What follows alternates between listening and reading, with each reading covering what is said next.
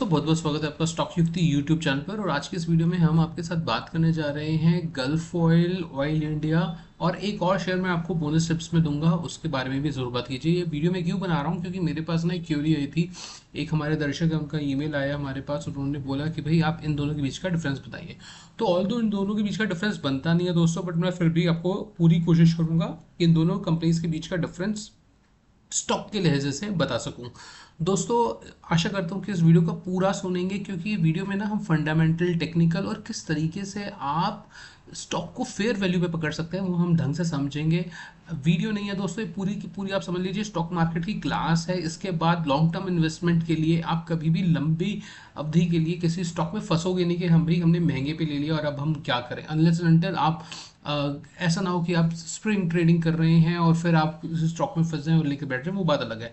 मगर लंबी अवधि के अगर आप माइंडसेट से लेकर ले रहे हैं तो मेरे को ऐसा लगता है कि ये एक अच्छी खासी स्ट्रैटेजी होती है। बहुत मिलियन डॉलर की स्ट्रैटेजी और बहुत ही सिंपल स्ट्रैटेजी है दोस्तों, निहायत ही सिंपल स्ट्रैटेजी है। तो आशा करता हूँ कि आप वीडियो को पूरा देखेंगे, अंत तक देखेंगे और ढंग से देखेंगे। वीडियो थोड़ी लंबी हो सकती है दोस्तों, क्योंकि चीज़ें ना हवाबाजी में नहीं होंगी। बातें तरीके से पॉइंट टू पॉइंट बात करके हम इन सब चीज़ों पर फोकस करेंगे। दोस्तों एक डिस्क्लेमर देना चाहता हूं कि मैं सेबी रजिस्टर्ड एडवाइजर नहीं हूं और ऐसा मुमकिन है कि कोई भी स्टॉक जो हम आपसे बात कर रहे हैं वो हमारे पोर्टफोलियो में अवेलेबल हो, हमारे पोर्टफोलियो में होल्डिंग हो हमारी उसकी। तो मेरी इस वीडियो के आधार पर कृपया करके आप कोई स्टॉक मार्केट में पोजीशन मत बनाइएगा। ऐसा करना आपके पोर्टफोलियो के लिए बहुत ही ज़्यादा हानिकारक हो सकता है। दोस्तों बिना देरी करे हम वीडियो को शुरू करते हैं, आइए देखते हैं। तो दोस्तों देखिए, निफ्टी ऑयल एंड गैस के रिलेटेड ना मैं ऑलरेडी पहले वीडियो काफ़ी बना चुका हूँ। यहाँ पे अगर आप जाएंगे देखेंगे हमारे चैनल की वॉल है, अगर आप इधर लिखेंगे ऑयल इंडिया तो आपको रिसेंट ही आपको वीडियोज़ काफ़ी मिल जाएंगी। और अगर मैं इसमें निफ्टी ऑयल लिखता हूँ तो इसमें अगर मैं निफ्टी ऑयल एंड गैस का देखता हूँ तो 2 महीने पहले भी हम लोगों ने काफ़ी बनाए हैं। 2 हफ्ते पहले भी हम लोगों ने एक वीडियो बनाई थी, उसमें भी हम लोगों ने कुछ लेवल्स दिए थे, आप जाकर चाहें तो देख सकते हैं। ठीक है, और आप देखिए ओएनजीसी का ये जो लेवल्स है, ये हम सब लेवल्स देख रहे हैं। ठीक है, तो आइए बिना देरी किए शुरू करते हैं। तो हमने ये लेवल दिया था, देखिए लेवल आ भी गया। और आगे आइए सीधे सीधे बात करते हैं कि क्या है। तो देखिए क्या है ना दोस्तों, हमारे जो दर्शक ने पूछा है वो बोला है कि ऑयल इंडिया और गल्फ ऑयल के बीच का डिफरेंस। अब देखिए गल्फ ऑयल क्या है ना, अगर मैं गल्फ ऑयल लुब्रिकेंट्स को पकड़ता हूँ तो ये एक तो लुब्रिकेंट वाली कंपनी है। ये ऐसा नहीं है, ऑयल नाम में ऑयल आ रहा है, इसका मतलब ऐसा नहीं है कि ये पेट्रोलियम या डीजल से रिलेटेड है, ये माइनिंग कर रही है, एक्सट्रैक्शन कर रही है ऑयल का। ये एक लुब्रिकेंट्स को बेच रही है कंपनी, तो डिफरेंस है ही नहीं। मतलब 10 गुना बड़ी कंपनी है ऑयल इंडिया गल्फ ऑयल से। ठीक है, तो सबसे पहले तो डिफरेंस ही बैठता है। बट अब क्या होता है ना कि लोगों को तो पैसे लगाने हैं, तो अब वो कहेंगे कि भाई मैं अपने 5,000 रुपये, 10,000 रुपये, 20,000 रुपये, लाख रुपए कौन सी कंपनी में लगाऊं। तो हम कोई टिप नहीं दे रहे हैं, बट हम आपके साथ साझा कर रहे हैं अपनी स्ट्रैटेजी की। अगर मेरे को किसी स्टॉक को खरीदना होता है तो मैं उससे पहले क्या सोचता हूं दोस्तों। और दोस्तों दोबारा बोलना चाह रहा हूं, मैं सेबी रजिस्टर्ड एडवाइजर नहीं हूं। ठीक है, तो आइए देखते हैं तो मैं किस आधार पर निवेश करता हूं दोस्तों। सबसे पहले तो मैं बिजनेस को समझता हूं। तो बिजनेस में मैंने देखा कि भाई ये नॉन ऑटोमेटिव और ऑटोमेटिव लुब्रिकेंट्स को बिजनेस, यानी मशीनों में जो तेल पड़ता है ना, जैसे कैस्ट्रॉल इंडिया, इस तरीके की कंपनी है ये। ठीक है, तो और उसके बाद देखते हैं दोस्तों सीधा बैलेंस शीट में। तो बैलेंस शीट में हम देखेंगे कि CWIP मैं जरूर देखता हूँ, और वो इतने कोई इंप्रेसिव है नहीं अभी।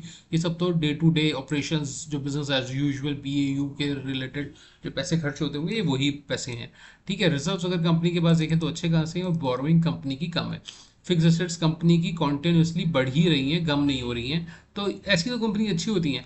उसके बाद नीचे देखते हैं हम लोग कि भाई कंपनी प्रॉफिट कितना कमा लेती है। तो अगर 5,000 करोड़ की कंपनी है और नेट प्रॉफिट उसका 3.5 करोड़ है, राइट, मतलब 350 करोड़ रुपए है। मोटा मोटा इस अमाउंट को समझा जाए तो 1 करोड़ रुपए कंपनी हर रोज कमा रही है नेट प्रॉफिट, राइट। मैं तो उसको इस नजर से देखता हूँ कि 365 दिन होते हैं तो मोटा मोटा 90 लाख कोई बात नहीं है।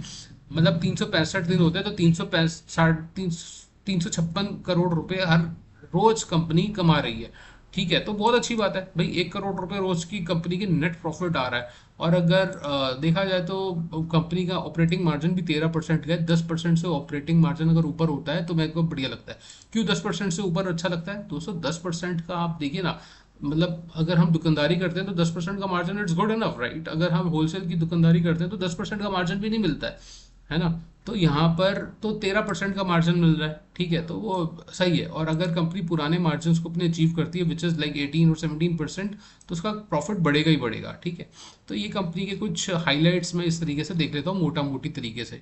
उसके बाद अगर हम आए ऑयल इंडिया पे, तो ऑयल इंडिया तो 260,000 करोड़ की कंपनी है, ठीक है। और स्टॉक का पी अगर देखा जाए तो इंडस्ट्री के पी से अभी फेयर वैल्यू पे चल रहा है, बट इस तरीके से मैं कंपनी को देखता नहीं हूँ।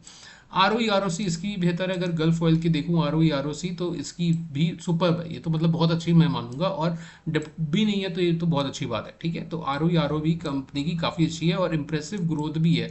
मतलब ईपीएस हर साल 10% का तो थ्रेश होल्ड है ना, मतलब कोई बहुत अच्छा नहीं कहूँगा मैं इसको, मगर चल रहा है ना। 10% का मतलब होता है कि फेयर वैल्यू है, ठीक ही है। अब यहाँ पे भी अगर हम देखें प्रॉफिट एंड लॉस में, 10 ईयर का सी ए जी आर तो बहुत बेकार है, और एक साल में कुछ भी नहीं दिया, 3 साल में। तो ये तो दोस्तों बस ये है कि मौके पे लेने वाली बात है। आपको कमा के कंपनी कोई ज़्यादा खास नहीं देगी, इससे अच्छा तो पैसा है कि एफडी पे लगा दो। 10 सालों का जो उसका रिटर्न आया उस हिसाब से अगर मैं देखूँ तो, ठीक है। तो ये तो मौके पर चौका मारने वाली कंपनीज होती हैं, ठीक है। अगर मैं यहाँ पे देखूँ ऑयल इंडिया का, तो ऑयल इंडिया का भी सी ए जी आर 10 सालों का कोई बिल्कुल भी बेकार है, और एक साल में तो नेगेटिव रिटर्न है। और सॉरी, और अगर हम यहाँ पे भी देखेंगे 5 सालों में तो थोड़ा बहुत पैसा बने हैं, ठीक है, लोगों के। तो यही कुछ हिसाब किताब हमको दिख रहा है। अब हमारे दर्शक जो है उसको इन डेप्थ देखना चाहते हैं, तो समझते हैं इसमें क्या लग रहा है। तो अब देखिए दोस्तों, इन सब की ना वैल्यूज मैंने निकाल ली है, और इनके साथ आपको एक और स्टॉक है ओएनजीसी का, उसके साथ भी आपका इसके साथ कंपैरिजन करके बताऊंगा। तो दोस्तों, हमारे जो पुराने दर्शक हैं वो समझ ही चुके हैं, जान ही चुके हैं कि वैल्यूज की फेयर वैल्यू कैसे आती है मार्केट की करंट प्राइस। तो करंट प्राइस क्या होता है दोस्तों? करंट प्राइस होता है पी इंटू ईपीएस। तो यानी कि अगर मैं गल्फ ऑयल इंडिया के ले लेते एग्जाम्पल, अगर मैं करंट प्राइस इंटू ईपीएस कर लेता हूँ, इसको मल्टीप्लाई कर देता हूँ, तो मेरे पास 368 रुपये आ जाएगा, ठीक है। और देखते हैं ऑयल इंडिया का प्राइस क्या चल रहा है। तो ऑयल इंडिया का अगर मैं अभी मार्केट खोल रहा हूँ मैं, मार्केट अभी चल ही रही है, ठीक है, एक्टिव है अभी मार्केट। तो इस टाइम जो उसका प्राइस है दोस्तों, 370 रुपये के आसपास प्राइस आ रहा है, ठीक है। आप देख सकते हैं यहाँ पे जो प्राइस आ रहा है वो 368 रुपये ही आ रहा है। तो ये जो 368 रुपये है वो इसी तरीके से प्राइस बनता है, ठीक है। तो हमने क्या किया दोस्तों, अगर हम एक साल की मीडियन पी, एक साल का मीडियन पी मतलब जो एवरेज, मोटा मोटी अगर शब्दों में बताऊं तो एवरेज पी रहा होगा पिछले एक साल का, पिछले 3 सालों का जो एवरेज पी रहा होगा, जो पिछले 5 सालों को एवरेज पी रहा होगा, उसको हमने पकड़ लिया और उसको मल्टीप्लाई कर दिया अभी कंपनी की कितनी क्षमता है पैसे जनरेट करने की, उससे मल्टीप्लाई कर लिया। तो हमारे पास फेयर वैल्यूज निकल कर आ गई। तो आप यहाँ पे देख सकते हैं 444, 222, 226 रुपये, 208 रुपये की फेयर वैल्यू निकल कर आ रही है। और अभी वैल्यू जो है करंट प्राइस इन वैल्यूज से ऊपर है। एक साल से तो ठीक है, कम है, मगर अभी 3 साल और 5 साल की वैल्यू के हिसाब से प्राइस फेयर वैल्यू पर नहीं आया है, ठीक है। अगर मैं आर ओ आर ओ सी की बात करूं तो चलिए बाद में बात करते हैं। गल्फ ऑयल में भी ठीक इसी तरह से अगर हम देखेंगे तो प्राइस जो है वो फेयर वैल्यू के नीचे आसपास नहीं आया है, और ओ एन जी सी में भी प्राइस फेयर वैल्यू के आसपास नहीं आया है, ठीक है। तो करंट प्राइस हमारा ये वाला सेक्शन है, इसको मैं अगर बोल्ड कर दूं, ठीक है, तो आप समझ जाएंगे। और हमारी जो फेयर वैल्यू है, तो मतलब आप देखिए जो प्राइस है वो अभी इसके पास भी नहीं आया, और यहाँ से भी अभी दूर है, मतलब ठीक है, वो कोई 170 180 की रेंज में है तब वो बनता है, ठीक है। तब वो फेयर वैल्यू पे आएगा, सस्ता तब भी नहीं होगा ओएनजीसी का स्टॉक। ओएनजीसी का स्टॉक सस्ता कब होगा? जब वो 174 के प्राइस से नीचे मिल रहा है, मेरे को 150 रुपये मिल गया, तब मैं कहूँगा मैंने ओएनजीसी सस्ता खरीदा है। इस रेंज में खरीदूंगा तो उसका मतलब है मैंने ओएनजीसी फेयर वैल्यू पे खरीदा है। इस रेंज में खरीदूंगा तो उसका मतलब है मैंने उसमें एक्स्ट्रा पैसे देकर ओएनजीसी को खरीदा है, इसका मतलब ये है। अब देखिए अगर आप ओएनजीसी की बात करें तो 7 की पी चल रही है, इंडस्ट्री की पी अभी भी फेयर है, राइट, मतलब पी के हिसाब से तो देखिए सस्ता लग रहा है, मगर रियलिटी में जो ईपीएस जनरेट करने के बाद जो एक्चुअल पैसा बनता है कंपनी का, वो ईपीएस के अंदर इतनी जान नहीं है कि ये इस वैल्यू को जस्टिफाई कर सके या इस पी को जस्टिफाई कर सके। आप समझ रहे हैं कैसे है कि ईपीएस जो है ना, जो कंपनी की जनरेट करने की क्षमता है पैसा कमाने की, वो इतनी नहीं है कि वो इस पी को जस्टिफाई कर सके। अब देखते हैं पी की जस्टिफिकेशन क्या लगती है। तो अगर मैं ओएनजीसी में आता हूँ दोस्तों, ओएनजीसी में आता हूँ और यहाँ पे नीचे जाता हूँ और पी कर लेता हूँ, तो आप देखिए ये दिख रही है आपको, लाइन दिख रही है यहाँ पर, यहाँ पे लाइन दिख रही है, ये देखिए ओएनजीसी का चार्ट है। और पी की वैल्यू क्या करते हैं, एक साल की कर लेते हैं चलो, या एक साल के हिसाब से तो फेयर वैल्यू भी आ रही थी हमारे पास, आई थिंक एक साल के हिसाब से तो देखो 240 से फेयर वैल्यू आ रही है, ठीक है। मगर कंपनी अगर 3 साल की फेयर वैल्यू पर आ गई तो आप देखिए ये जो लाइन है, ये जो ग्राफ की चल नहीं रही, ये ऊपर है ना इससे, यानी कि अभी तक मीडियन पी से दूर है ये जब इसके नीचे आएगा तब फिर होगा, यानी कि जब 2023 में यहाँ पे इतनी वैल्यू बढ़ती इस जगह पर 2023 दिसंबर में, तब ये फेयर वैल्यू था। अब देखते हैं 2023 फेयर वैल्यू, मैं बात कर रहा हूँ ओएनजीसी की, ठीक है। तो हम ओएनजीसी का चार्ट खोल लेते हैं। ओएनजीसी का जब हम चार्ट खोलते हैं दोस्तों, और अब देखिए ये चार्ट में मैंने डिस्कस भी किया हुआ है, तो वैल्यूज़ बनाई थी। अब देखिए ये कब बनाई थी मैं आपको दिखाता हूँ। ओएनजीसी की वैल्यूज़ जो हम लोगों ने डिस्कस करी आपके साथ, ये करिए 2 महीने पहले। अब हमने ये वैल्यूज डिस्कस करी होगी, मैंने वीडियो को खोल के भी नहीं देखा, लिटरली बताऊं, मगर जब हमने डिस्कस करी होंगी ना दोस्तों वैल्यूज, तो ये वैल्यूज मैंने मार्क की होगी, ये प्राइस का जो चार्ट है वो बनाया होगा। और आप देखिए क्या हुआ है, इस पे आया नहीं आया, वहां पर आया वैल्यू, कब डिस्कस करिए 2 महीने पहले। इस बीच में मैंने ओएनजीसी को लिटरली खोल कर भी नहीं देखा, कुछ स्टॉक भी नहीं बनाया कि क्या होता है क्या नहीं होता, ठीक है। और वैल्यूज यहाँ पर आ गई। खैर जो भी है, अभी हमारा क्या टारगेट था, मेरा प्राइस का कहना था कि दिसंबर 2023 की हमें वैल्यूज देखनी है। तो जब मैं दिसंबर 2023 की वैल्यूज देखूंगा तो वो यहाँ पर आती है। आप देखिए यहाँ पर वैल्यूज जो थी इस रेंज में फेयर वैल्यू थी, है ना, इस रेंज में फेयर वैल्यू थी। और फेयर वैल्यू पर क्योंकि प्राइस जो था, जो ई जो पी था वो मीडियन पी से नीचे था, यानी कि फेयर वैल्यू पे था, है ना, या सस्ता था। तो इस जगह से हम खरीद बड़ा स्टॉक, और बढ़कर कितना 78% का मोटा मोटी उसने रिटर्न दे दिया किसी को, अगर आजू बाजू मतलब इसके आसपास का रिटर्न रहा है ना। तो ये होती है क्वालिटी, आप अगर किसी चीज़ को सस्ता पकड़ते हैं तो, ये नहीं तो यहाँ पे पकड़ेंगे तो क्या फ़ायदा, पकड़े रहो।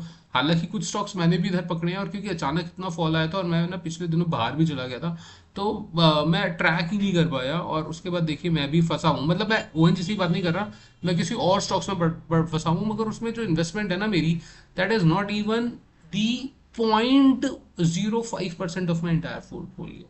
आप समझ रहे, 0.05% ऑफ माई इंटायर पोर्टफोलियो की भी इन्वेस्टमेंट नहीं है, जिनमें मेरे को 40% से ज़्यादा का लॉस हो रहा है दोस्तों, ठीक है। स्टॉक्स हैं, कुछ कुछ स्टॉक्स हैं, और वो ट्रेडिंग की स्टॉक्स है, जिसमें मैं काट नहीं पाया उन स्टॉक्स को ऑन टाइम पे। खैर चलिए, तो इस वीडियो को इतना ही रखते हैं दोस्तों। इस वीडियो में हमने आप लोगों से बात करी कि ओएनजीसी, गल्फ ऑयल और ऑयल इंडिया में से किस तरीके से फेयर वैल्यू देखते हैं, और मेरे हिसाब से अभी तीनों ही फेयर वैल्यू के आसपास नहीं आए, क्योंकि मेरे हिसाब से जो फेयर वैल्यू बन रही है ओएनजीसी में वो इससे बिलो बनती है ना, वो इस प्राइस से बिलो बनेगी। इसको थोड़ा डार्क ही कर दो, बेहतर रहेगा, ब्लू रख देते हैं, इससे बेहतर बनेगी, ठीक है, नीचे रहेगी। गल्फ ऑयल में अगर मेरे को 800 रुपये से नीचे मिलेगा प्राइस, तब बनेगी फेयर वैल्यू। और ऑयल इंडिया में अगर मेरे को 208 रुपये से नीचे मिलता है वैल्यू, तब मैं इन वैल्यू से अगर नीचे मिला तो मेरी वैल्यू सस्ती होगी, तब मैं स्टॉक को सस्ते में पकड़ूंगा। अदरवाइज तो फेयर वैल्यू पे पकड़ूंगा, और अभी तो करंट में मैं उस पर ज़्यादा पैसे दे रहा हूँ, और मार्केट ज़्यादा पैसों लाइक लग नहीं रही है कि ज़्यादा पैसे देकर हमें कोई स्टॉक खरीदना चाहिए। इस वीडियो में इतना ही रखते हैं दोस्तों, आशा करता हूँ आपको वीडियो पसंद आई होगी। अगर आपने वीडियो को यहाँ तक देख लिया है, अंत तक देख चुके हैं दोस्तों, तो आपसे उम्मीद है कि आप चैनल को ज़रूर सब्सक्राइब करेंगे और वीडियो को लाइक भी करेंगे। धन्यवाद दोस्तों वीडियो को अंत तक देखने के लिए।